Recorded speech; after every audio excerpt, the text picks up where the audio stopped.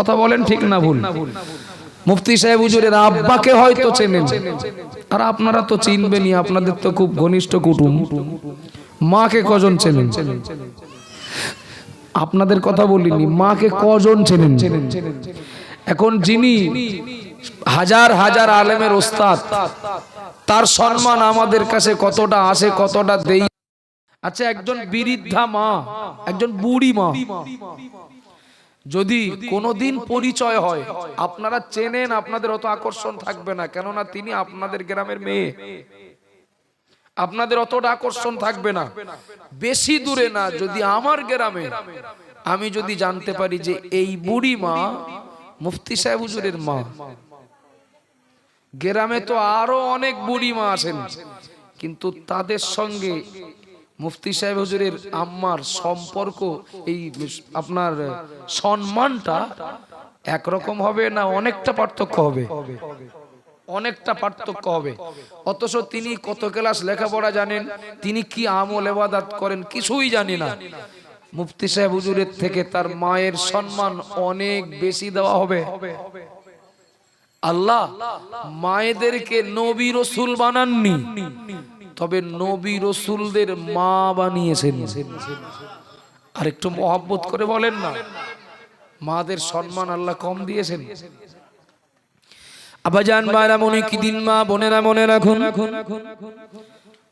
মহান আল্লাহ পাক রব্বুল আলামিন নারী জাতিকে আল্লাহ পাক তামাম দুনিয়ার জমিনে যত নবী রাসূল পাঠিয়েছেন, তামাম দুনিয়ার মাটিতে যত নবী সাহাবা, তাবিঈন, তাবা তাবিঈন, ইমাম মুস্তাহিদ, পিরানে তরিকাত, বুজুর্গানে দিন, আল্লাহর প্রিয় মাহবুব বান্দা, ও বাবা জিরা ভাইরা মনে রাখুন, আজ মরেও যারা অমর হয়ে রয়েছেন, যদিও আমরা বড় পীর আব্দুল কাদের জিলানী হুজুরকে আমরা আমাদের চোখে দেখতে পাইনি, এরপরেও তার প্রতি আমাদের সম্মান শ্রদ্ধা আমাদের অন্তরে জায়গা পেয়েছে। আমরা খাজা মঈনুদ্দিন চিশতি হুজুরকে হয়তো আমরা চোখে দেখতে পাইনি, মরণের পরেও, ইন্তেকালের পরেও আজও তিনি অমর হয়ে রয়েছেন।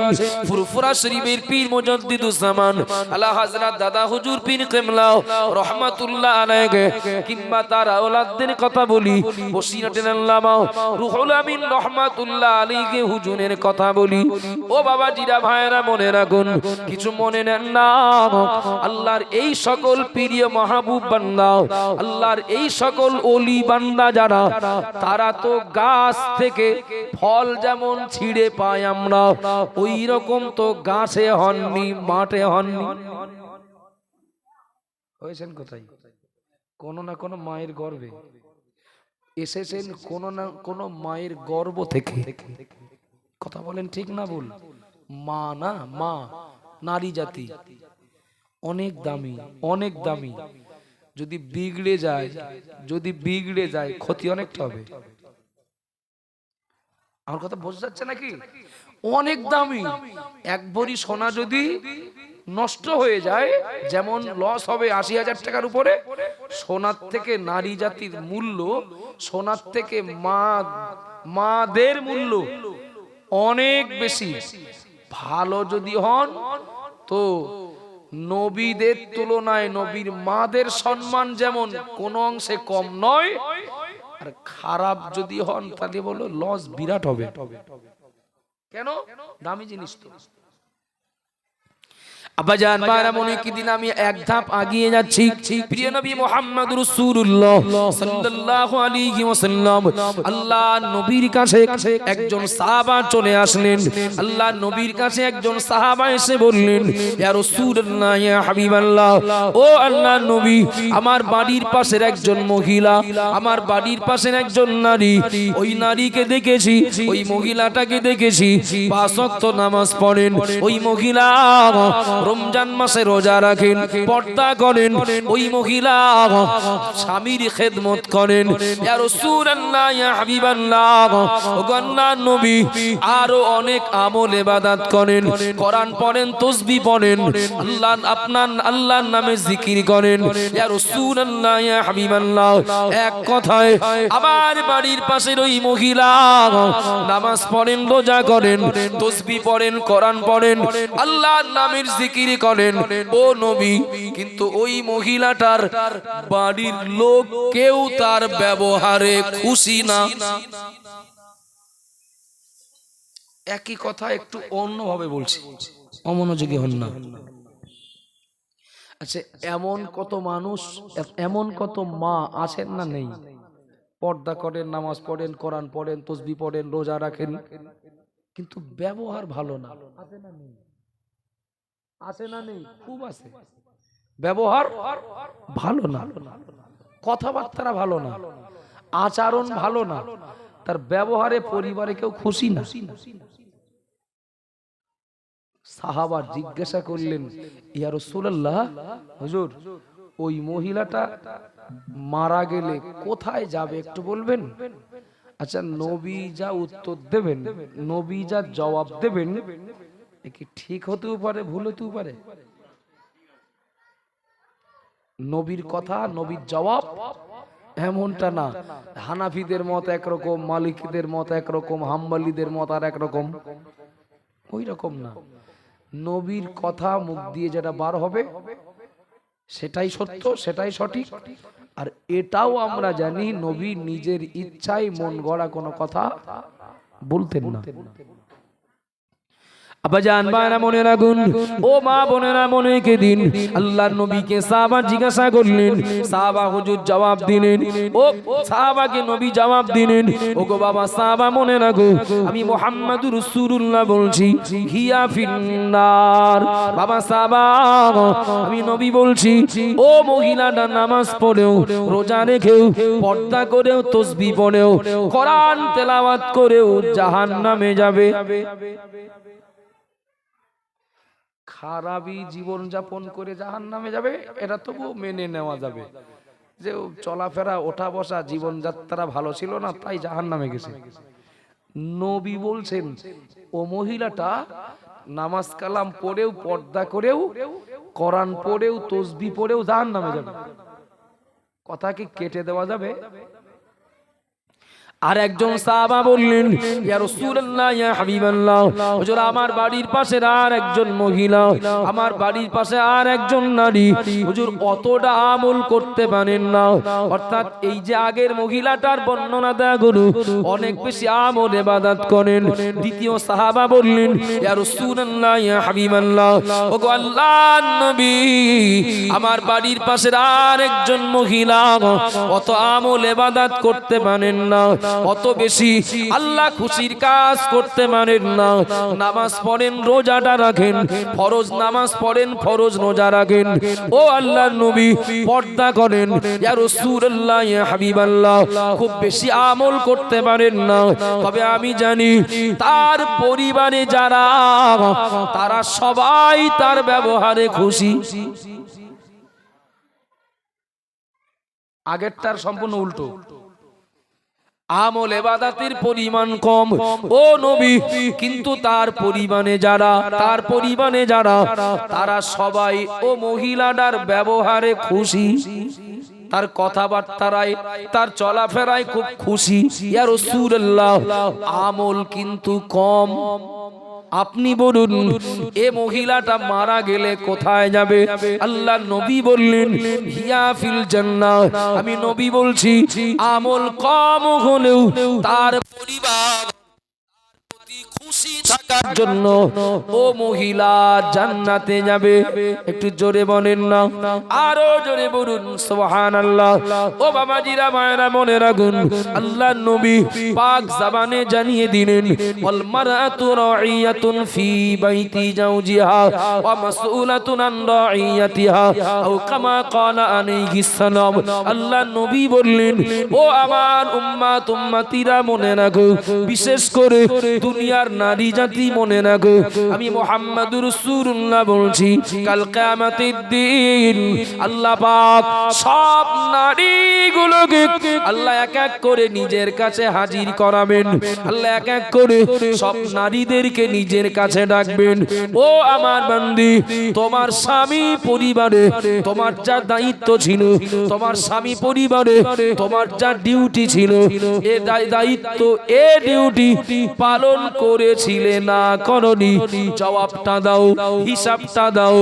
ও বাবাজিরা, ভাইরা, মনে রাখুন, একজন নারী সে যত শিক্ষিতা হোক না কেন, যত সুন্দরী হোক না কেন, যত রূপবতী হোক না কেন, যত গুণবতী হোক না কেন, কোন নারী যদি তার স্বামী পরিবারের প্রতি দায়িত্ব পালন না করে, স্বামী পরিবারে যারা তাদের প্রতি যদি সৎ আচরণ না করে, ভালো ব্যবহার যদি না করে, পারো কথা অনুযায়ী স্বামী পরিবারের মানুষদের যদি পরিষেবা না দেয়, আল্লাহ নবী বললেন কাল কিয়ামতের দিন ওই পরিবারের মানুষদের সঙ্গে দুর্ব্যবহারটাই তার জাহান্নামে যাওয়ার কারণ হবে।